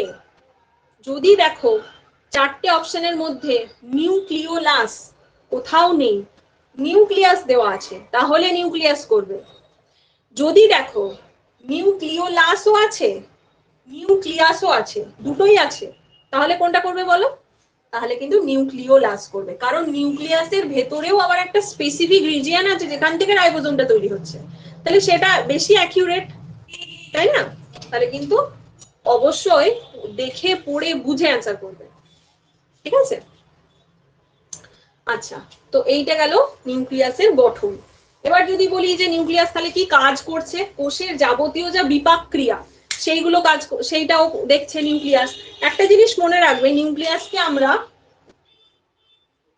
হেড অফ দা ফ্যামিলি বলতে পারি, মানে যেমন হেড অফ দা ফ্যামিলি হয় তেমনি হেড অফ দা সেল, বা বাংলাতে বলবো কোষের মস্তিষ্ক বা মগজ, বা এই মাথা রিলেটেড যা যা সমার্থক শব্দ আছে সব এখানে এর ইউজ করা যাবে। ঠিক আছে, এবার পরীক্ষা এটা বলো না ম্যাডাম আপনি তো হয়তো মস্তিষ্ক বলেছি মগজ এসছে ম্যাম আপনি তো পড়াননি, এরকম নয় কিন্তু। হ্যাঁ, মানে মাথা রিলেটেড যা যা যা আছে, বা আগে ফাদার অফ সেলও, মানে যেমন আমাদের কি বাবাই তো মোটামুটি মাথা হন, সেজন্য ফাদার অফ সেলও বলে। আচ্ছা, তাহলে কোষের যাবতীয় যা বিপাক ক্রিয়া সম্পন্ন করছে, ডিএনএ তৈরি করছে, মানে ক্রোমোজোম থেকে ডিএনএ তৈরি করছে, সেই ডিএনএটাই আমাদের এক প্রজন্ম থেকে অন্য প্রজন্মে যাচ্ছে, তাহলে বংশগতি ধারক বাহক হিসেবে কাজ করছে। এ কি করছে, সেল ডিভিশনে সাহায্য করছে। ঠিক আছে, এগুলো লেখা হলো না, বলে দিচ্ছি কি কি বিপাক ক্রিয়া, বা মেটাবলিজমে হেল্প করছে। বিপাক ক্রিয়ার বাংলা 2 হচ্ছে এই রাইবোজোম তৈরি করছে, ওটা লিখলাম না, ওটা মানে শুধু পার্টিকুলারলি এর কাজগুলো লিখলাম না। ডিএনএ তৈরি করা, যেটা বংশগতির ধারক বাহক। থার্ড হচ্ছে কি বললাম, বলো গো কি বললাম,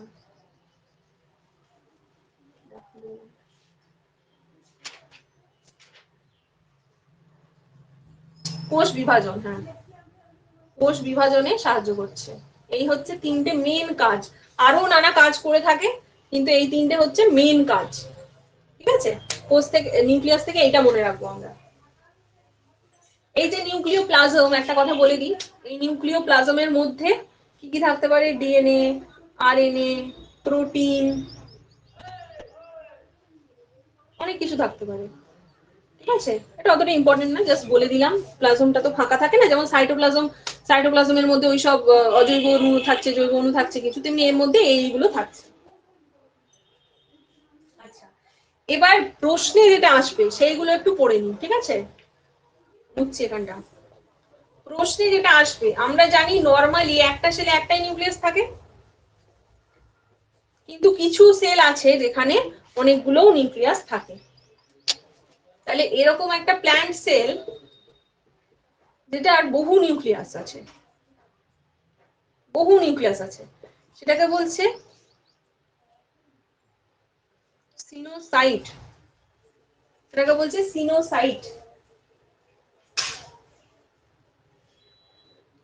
এক্সাম্পল,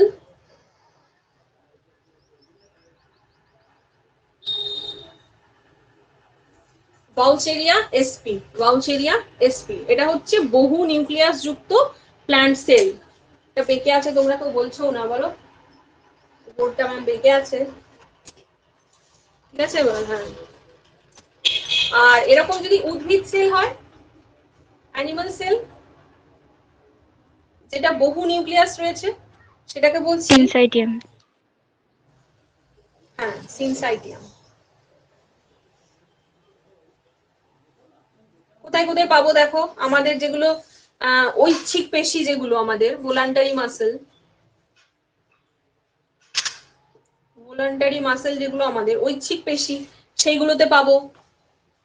আচ্ছা, যেগুলোতে আমার বেশি, সবসময় যেটাতে আমার বেশি এনার্জি দরকার হচ্ছে সেইগুলোতে পাবো। আমাদের বোন সেল যেগুলো, এইগুলোতে পাবো। আচ্ছা, এবার যেটা পরীক্ষায় জিজ্ঞেস করে, আচ্ছা আরেকটা বলে দিই, দুটোই নিউক্লিয়াস থাকে, এরকম মাত্র দুটো নিউক্লিয়াস পাবো, মানে এগুলো তো বহু নিউক্লিয়াস, টু নিউক্লিয়াস। প্যারামোসিয়াম, এটা একটা প্রোটোজোয়া। হ্যাঁ, প্যারামোসিয়াম sp, এটাতে দুটো নিউক্লিয়াস থাকে, একটাকে বলে ম্যাক্রো নিউক্লিয়াস, একটাকে বলে মাইক্রো নিউক্লিয়াস, দুটো নিউক্লিয়াস থাকে প্যারামোসিয়াম। আচ্ছা, বেশ, আমি এবার মুছছি এখানটা। হ্যাঁ, এগুলো তো বললাম যে কোথায় থাকে, অপশনে তোমাদের পরীক্ষায় জিজ্ঞেস করবে কোথায় থাকে না, কোথায় থাকে না বলো তো?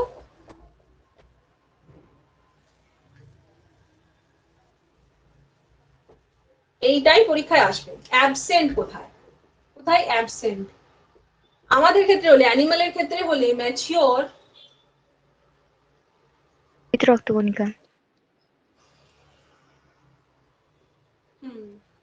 ম্যামালিয়ান আরবিসি তে অ্যাবসেন্ট, ম্যাচিওর ম্যামালিয়ান কিন্তু। ঠিক আছে, শুধু ম্যাচিওর আরবিসি বললেও হবে না, শুধু ম্যামালিয়ান আরবিসি বললেও হবে না, ম্যাচিওর মানে পরিণত স্তন্যপায়ী যে আরবিসি, সেটাতে অ্যাবসেন্ট। যদি এটা কি হলো, এটা অ্যানিমালে হলো। প্ল্যান্টে কোথায় হবে? প্ল্যান্টে সিভ টিউব, যেটা বা বাংলায় যেটাকে বলছে সিভ নল। নেক্সট দিন আমরা, মানে এই সেল শেষ হয়ে গেলে আমরা কলা শুরু করব, টিস্যু, সেখানে পড়বো যে জাইলেম কলা, ফ্লোয়েম কলা। সেই ফ্লোয়েম কলার একটা ভাগ হচ্ছে সিভ টিউব, সেইখানে আমরা দেখবো যে নিউক্লিয়াস থাকে না। ঠিক আছে, তাহলে এই দুটো জায়গায় হচ্ছে নিউক্লিয়াসটা অ্যাবসেন্ট। বেশ, কাজ বলে দিয়েছি। এইখান থেকেই কিন্তু প্রশ্ন আসে, কোথায় থাকে সেই প্রশ্ন আর আসে না, কারণ সব জায়গাতেই মোটামুটি থাকে। এবার কোথায় থাকে না সেটাই বেশি ইম্পর্টেন্ট। ঠিক আছে, নিউক্লিয়াস হলো। নিউক্লিয়াসটা কিন্তু ভেরি ভেরি ইম্পর্টেন্ট। হ্যাঁ, নিউক্লিয়াস থেকে ভালো প্রশ্ন হয়।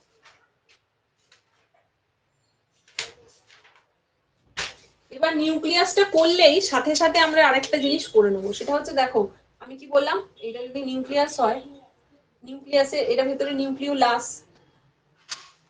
নিউক্লিয়াসটা স্থানে স্থানে এরকম কাটা, বললাম তো, মানে কাটা নয়, মানে পোর আছে।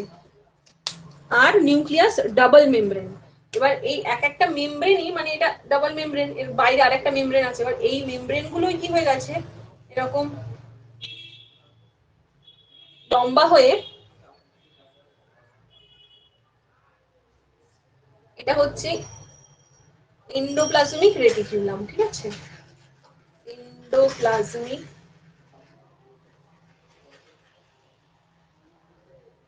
রেটিকুলাম, সেটাকেই আমরা সংক্ষেপে ER হিসেবে লিখছিলাম। ঠিক আছে, বাইরের মেমব্রেনটাই, নিউক্লিয়াসের বাইরের মেমব্রেনটাই কি হয়েছে, এরকম করে বৃদ্ধি পেয়ে আঙ্গুলের মতো এরকম লম্বা লম্বা লম্বা লম্বা প্রবর্ধক তৈরি করেছে। এইগুলোকেই আমরা বলছি এন্ডোপ্লাজমিক রেটিকুলাম। ঠিক আছে, এটা তো হতে পারে এরকম তৈরি হয়েছে হয়তো। এবার এন্ডোপ্লাজমিক রেটিকুলাম আমরা দেখে নেবো। এটা লেখা হয়ে গেছে তোমাদের, মুছছি তাহলে। নিউক্লিয়াসটা পড়লে সাথে সাথে এটাই দেখে নেবো, কারণ কি দেখো, এন্ডোপ্লাজমিক রেটিকুলামটা নিউক্লিয়াসের সাথে অ্যাটাচ। আমি শর্টে ER লিখলাম, নামটা অনেক বড়, সেজন্য আমরা ER হিসেবে লিখবো। এবার দেখো এন্ডোপ্লাজমিক রেটিকুলামটা কিরকম, ফিঙ্গার লাইক, ফিঙ্গার লাইক।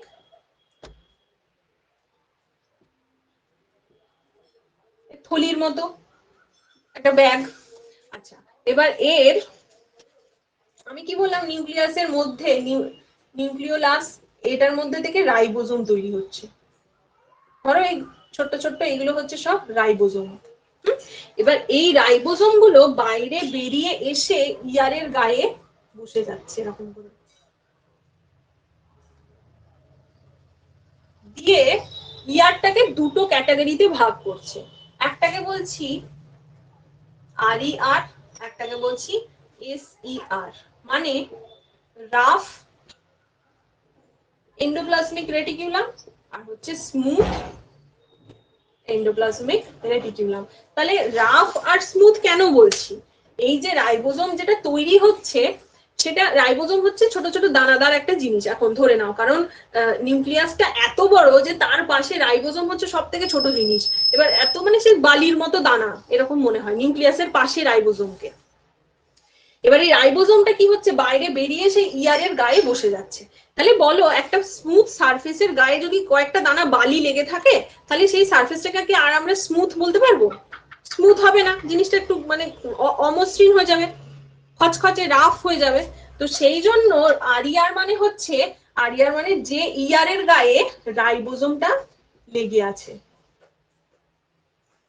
যে ইয়ারের গায়ে রাইবোজোমটা লেগে আছে।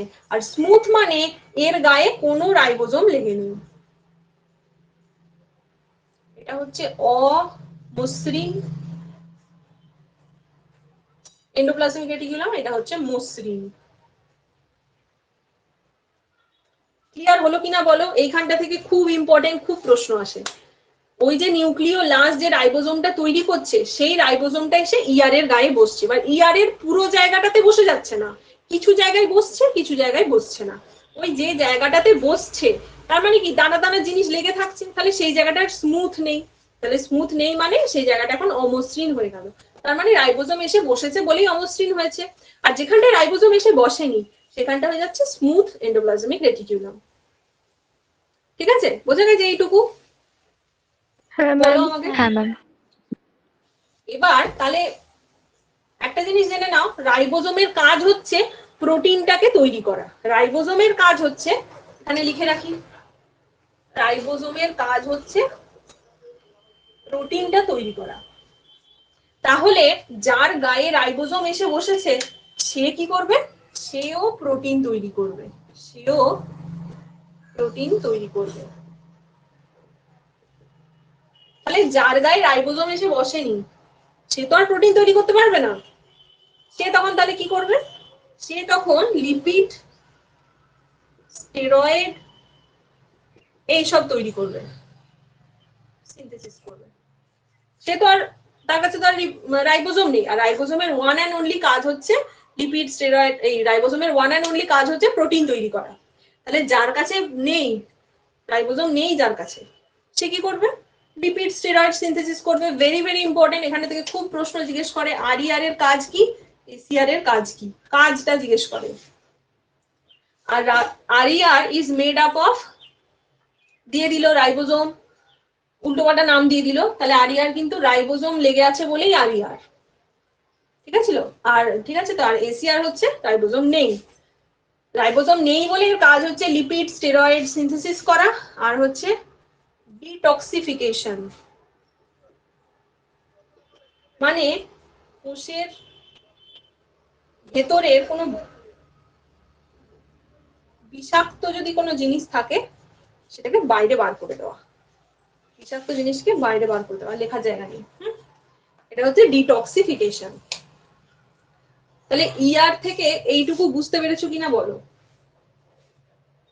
ও, আবিষ্কারটা বলা হয়নি, এটা হচ্ছে বিজ্ঞানী পোর্টার,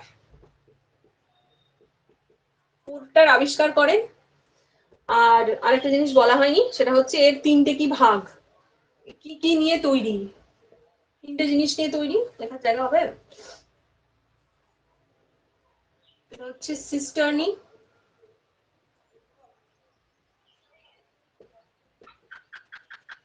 ভেসিকল, হচ্ছে টিউবিউল, ইংলিশে লিখে দিলাম। তিনটে জিনিস নিয়ে তৈরি। আচ্ছা, এই যে আরইআর এর গায়ে রাইবোজোম লেগে থাকে, লেগে থাকার জন্য একটা প্রোটিন দরকার হয়, প্রোটিন তৈরি করে, ঠিক আছে? এর গায়ে যে লেগে থাকবে, মানে দুটো জিনিস, এই একটা জিনিস, তার গায়ে যে প্রোটিনটা লেগে থাকবে, লেগে থাকার জন্য এই মাঝখানে একটা প্রোটিন ওদের দুটোকে লেগে থাকতে সাহায্য করে, সেই প্রোটিনটার নাম হচ্ছে রাইবোফোরিন। পরীক্ষায় জিজ্ঞেস করে what is ribophorin, the protein that attach year to ribosome, ঠিক আছে? যে প্রোটিনটা ইয়ার এর সাথে রাইবোজোমকে অ্যাটাচ করে রাখছে সেটা হচ্ছে রাইবোফোরিন, এটা একটা প্রোটিন, আছে? এই অবধি ক্লিয়ার হয়েছে? এইটা অতটা ইম্পর্টেন্ট নয়, মানে ভাগটা এটার অতটা ইম্পর্টেন্ট নয়, এর এই ভাগটা মনে রাখবে যে আরইআর আর এসিআর, এইখানটা থেকেই যাবতীয় প্রশ্নটা আসে, ঠিক আছে? ম্যাম ডিটক্সিফিকেশনের কাজটা কি লিখেছেন? ডিটক্সিফিকেশনে লিখেছি যে কোষের ভেতরের বিষাক্ত জিনিসগুলোকে বাইরে বার করে দেয়। আবিষ্কার করেছে ওটা একবার বলুন। আবিষ্কার করেছে বিজ্ঞানীটার নাম হচ্ছে পোর্টার।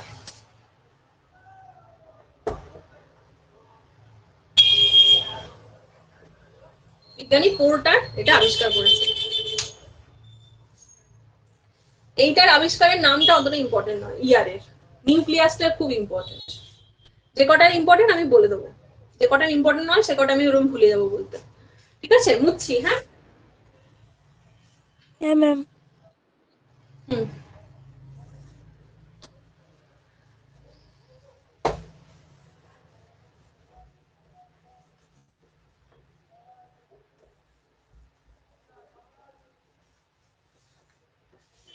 এবার তো বললাম এটা নিউক্লিয়াস, নিউক্লিয়াসের বাইরেই ধরো এই আঙুলের মতো জিনিস, এটা হচ্ছে ইয়ার। ঠিক ইয়ারের কাছেই এরকম ওয়াইফাই এর মতো সাইনের একটা কোষ অঙ্গাণু থাকে, যেটাকে আমরা গলগি বস্তু বা গলগি বডি বলে থাকি। এখন আমরা ছোটবেলা থেকে গলগি বলি, কিন্তু এখন দেখি ওটাকে গলজিও বলে। তো তোমাদের যেটা সুবিধা, যেটা ভাবে মনে রাখতে সুবিধা সেটাই হবে। তো এই গলগি কে আবিষ্কার করেছেন, এর নামটা খুব ভালো, ক্যামিলো গলগি। এ দেখছে বাবা ম্যাম নিজের নামে রাখি। হ্যাঁ ম্যাম ইয়ার কি কি? আবিষ্কার করেছিলেন আরেকবার বলবেন? হ্যাঁ, পোর্টার, সায়েন্টিস্ট পোর্টার। ঠিক আছে?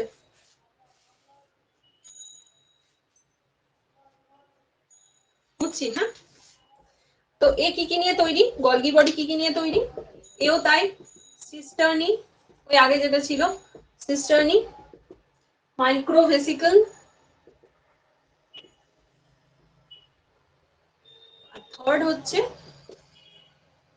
ভ্যাকুওল।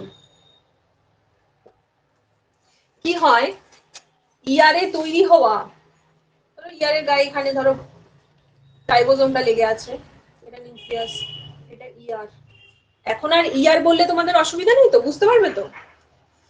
ইয়ারের গায়ে লেগে থাকা মানে ইয়ার থেকে উৎপন্ন হোক সেটা প্রোটিনই হোক বা স্টেরয়েড লিপিডই হোক, সেটা আসবে কার কাছে? গলগির কাছে। ও এখানটা এলো ধরো, যেটা তৈরি হয়েছে ধরো সাপোজ ধরো প্রোটিন বা যা হোক, এবার সেটা এইরকম হতে হতে যাবে।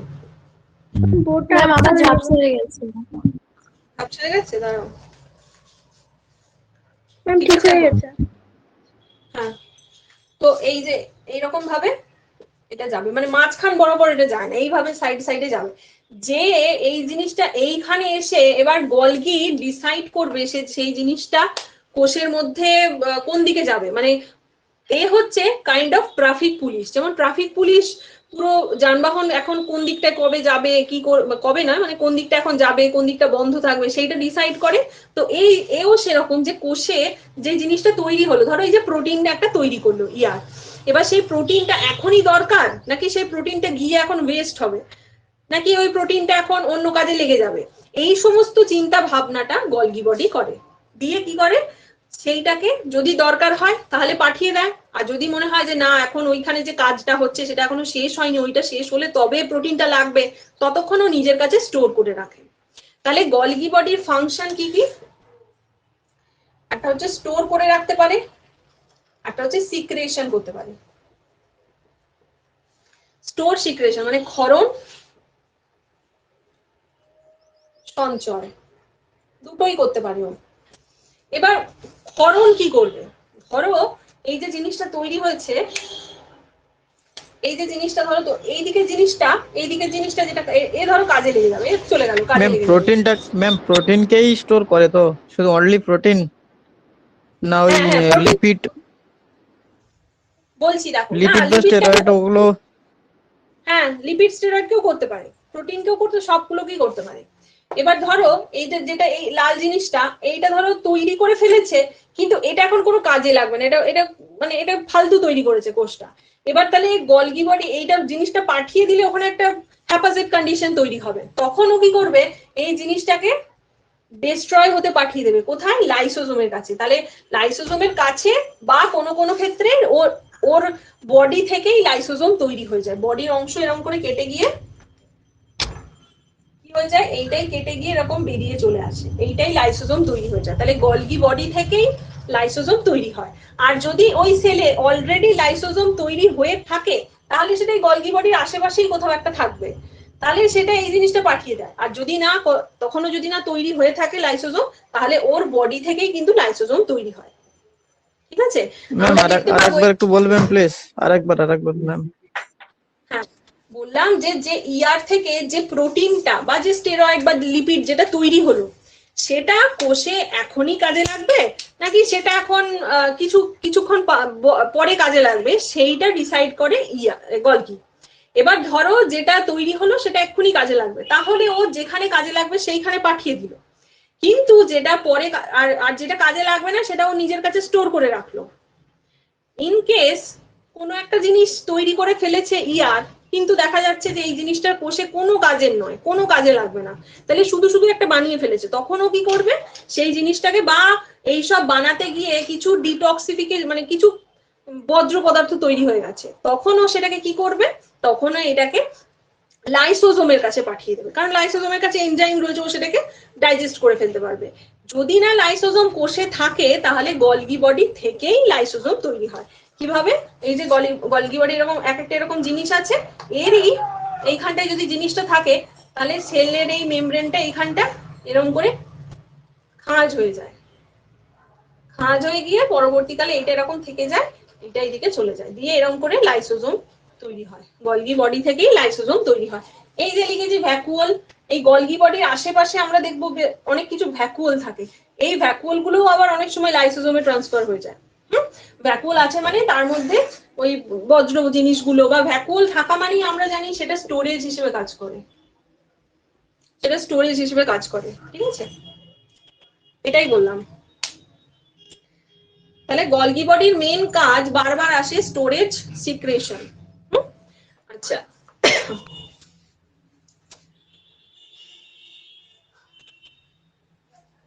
এবার দুটো জিনিস আমরা খুব মনে রাখবো যেটা পরীক্ষায় আসে। আমরা শুক্রাণুর কথা জানি তো, স্পার্ম।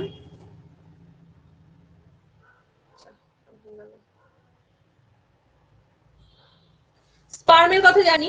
এবার এই স্পার্মের মাথার এখানটা, ধরো এটা একটা ওভাম।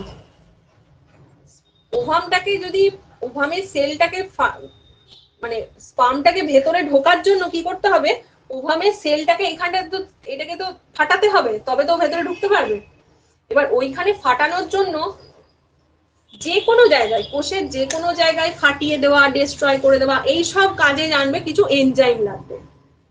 এনজাইম ছাড়া ওই ফাটানো, মেরে ফেলা, ডিস্ট্রয় করে ফেলা এগুলো সম্ভব নয়। তাহলে ওই কাজটা কে করবে? ওই কাজটা করবে, তার মানে এখানে কিছু এনজাইম থাকে। এই এনজাইমটা তৈরি করতে কে সাহায্য করে? Golgi body. এইটাকে বলে অ্যাক্রোজোম। এইটাকে বলে অ্যাক্রোজোম। এই যে শুক্রাণুর মাথায় যে রিজিয়নটা থাকে, যেটার মধ্যে ভরপুর এনজাইম থাকে, এটাকে বলছে অ্যাক্রোজোম। এইটা তৈরিতে সাহায্য করছে কে? গলগি। এইটা তৈরিতে সাহায্য করছে গলগি। ঠিক আছে, তো এইটা খুব পরীক্ষায় আসে যে গলগি, শুক্রাণুর অ্যাক্রোজোম গঠনে সাহায্যকারী কোষাঙ্গাণু কোনটি? গলগি, লাইসোজোম নয় কিন্তু। ঠিক আছে, ভুল করে এসো না। সাহায্য করছে গলগি, কিন্তু আবার গলগি বডিতে গিয়ে পড়বো যে এইটাকেই জায়েন্ট লাইসোজোম বলে। এইটার মধ্যে তো ভরপুর এনজাইম রয়েছে। সাহায্য করছে গলগি, কিন্তু এইটাকে কি বলে যদি বলে, অ্যাক্রোজোমকে কি বলে, সেটাকে বলবো জায়েন্ট লাইসোজোম বলে। কিন্তু ফরমেশন, এটার ফরমেশনে সাহায্য করছে গলগি। ঠিক আছে, কারণ গলগি বডি লাইসোজোম ফরমেশনে সাহায্য করছে। এর মধ্যে কি আছে? এনজাইম রয়েছে, যেমন লাইসোজোমে এনজাইম থাকে। ঠিক আছে, এইটা মনে রাখবে। আরেকটা কথা মনে রাখবে, উদ্ভিদ কোষে গলগি বডিকে আমরা ডিকটিওজোম বলে থাকি। উদ্ভিদ কোষের যে গলগি বডি,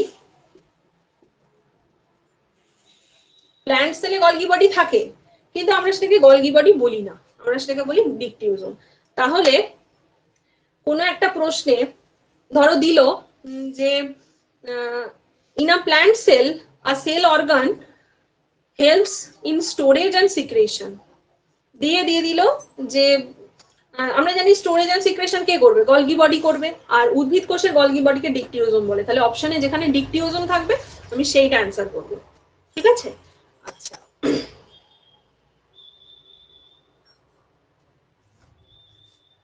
বুঝছি এখানটা। হ্যাঁ, এই যে গলগি বডি, দেখো এর আশেপাশে, এর মধ্যে এত এনজাইম থাকে যে এর আশেপাশে অন্য কোনো সেল অর্গান গুলো থাকে না। এখানে একটা ফাঁকা জায়গা সৃষ্টি হয়। এর কাছে এত বাজে এনজাইম থাকে, এত মানে এনজাইম থাকে যে ওই এনজাইমের সংস্পর্শে এলে আমাদের সেলের নিজস্ব সেল অর্গান গুলোরই ক্ষতি হতে পারে। তো এই ফাঁকা জায়গাটাকে জোন অফ এক্সক্লুশন বলে।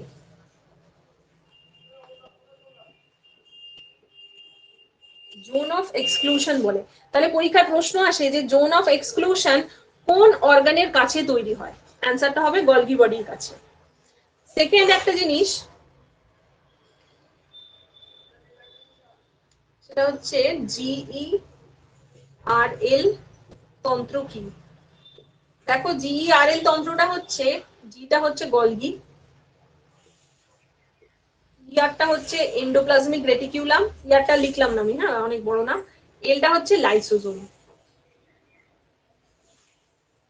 এরা তিনজন একই সাথে ফাংশন করে আর কাইন্ড অফ কাজগুলো মোটামুটি একই।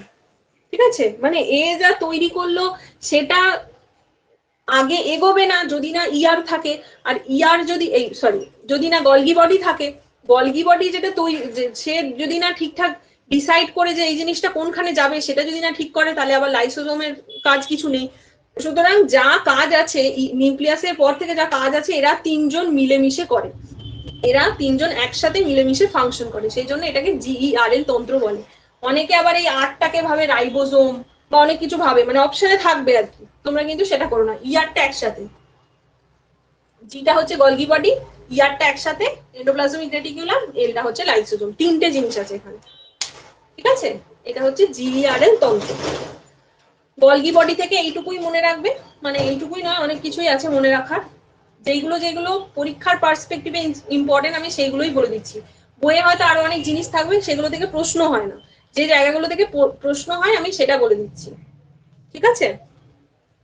আর নোটে কিন্তু সব পাবে না, আমি বলে দিচ্ছি, নোটে A to Z সব থাকবে না, কারণ নোটে যদি A to Z সব থাকে তাহলে আমার আর কি দরকার, তাই না? নোট পড়েই তো হয়ে যাবে। আর আমি নোটে সব দিও না, কেন কি নোট অনেক সময় লিখে যায়, তবে আজকের ক্লাসের সমস্ত কিছুই নোটে আছে। আচ্ছা, আজকে এইটুকুই থাকবে। 12:35 হয়ে গেছে, আমার কটা অবধি ক্লাসটা করা আছে কি জানি। এইটুকুই থাক, ম্যাম এইটুকু অবধি। ম্যাম বলো। আমাদের যে ক্লাসটা করাবেন বলছিলেন মিস গেছিল যেটা আগের রবিবার, হ্যাঁ, তোমরা বলো কবে করবে, তোমরা সবাই মিলে ডিসাইড করে ম্যাম আমাকে জানাও। যেদিন হোক সকালেই করান, কারণ বিকেলে নেটের ডিস্টার্ব হয়। ম্যাম বৃহস্পতিবার আমাদের তো ক্লাস অফ থাকে, বৃহস্পতি আর শনি ওই দিন করালে ভালো হয়। বৃহস্পতিবার সকালে, তাই তো? বৃহস্পতি বেশ। শনি আমাদের কোনো ক্লাস থাকে না জেন পাশে। আচ্ছা, বৃহস্পতিবার সকালে, ঠিক আছে, আমি দেখছি তাহলে বৃহস্পতিবার সকালে যদি করিয়ে দিই, তোমাদের অসুবিধা আছে? না ম্যাম। ম্যাম সকাল বলতে কখন? ম্যাম বলছি বৃহস্পতিবার হবে না, ওর এর নেক্সট উইকে করুন তাহলে হবে। না, বুঝেছি বলছি যে যে এই উইকটাই হবে না। এই উইকে তোমার মানে কি কাজ আছে, কটা থেকে কাজ আছে, কটা থেকে কটা অবধি? এটা মুচ্ছি, হ্যাঁ বলো ম্যাম তুমি, ওদিন বলতে আমি থাকো। সারাদিনই বাড়িতে থাকবো। রেকর্ডিং দেখে নেবে। সারাদিনই থাকবে না? ম্যাম 11টা থেকে আরে হলে কোনো অসুবিধা নেই। 11টা থেকে হলে অসুবিধা নেই ম্যাম। ঠিক আছে, 11টা থেকে করাবো। ঠিক আছে, তোমার যে বলছো অসুবিধা আছে, তুমি একটু ক্লাস দেখে নিও, রেকর্ডিংটা। তারপরে রেকর্ডিং দেখেও যদি তোমার কোয়ারিজ থাকে তুমি পরের ক্লাসে জিজ্ঞেস করো, তাহলে তোমার এই কোর্সটা শেষ হয়ে যাবে। আমিও চাইছি কোর্সটা শেষ হয়ে যাক, ঠিক আছে? ক্লাসটা আমি আগের ক্লাসে আমি তো তোমাদের সাথে কমিউনিকেট করতে পারছি না যে কবে করালে তোমাদের সকলের সুবিধা হবে। তো যাই হোক, ক্লাস ছাড়া তো উপায় নেই কমিউনিকেট করার। আচ্ছা, তাহলে আমি বৃহস্পতিবার সকাল 11টাই বলে রাখলাম, ঠিক আছে? তোমরা একটু বাকিদের জানিয়ে দিও যারা ক্লাসে নেই বা আজকে হয়তো থাকতে পারেনি। আমি বুঝতে পারছি না যে ওরা যারা ক্লাসে নেই তারা এটা ভাবছে না তো যে আমার আজকে সন্ধ্যেবেলা ক্লাস হবে, কারণ সন্ধ্যেবেলা খুব ডিস্টার্ব হচ্ছে নেটের। আগের দিন কারেন্ট চলে গেছে আমাকে। হ্যাঁ, কি? ক্লাসটা হবে না। না, বিকালে ক্লাসটা হবে না। তোমরা যদি করতে চাও হবে, আশা করি আজকে বিকালে করতে চাও কি, যেটা বাকি আছে, মানে এই কোর্সের পরেরটা? না ম্যাম আজ বিকালে হবে না, পরপর দুটো ক্লাস।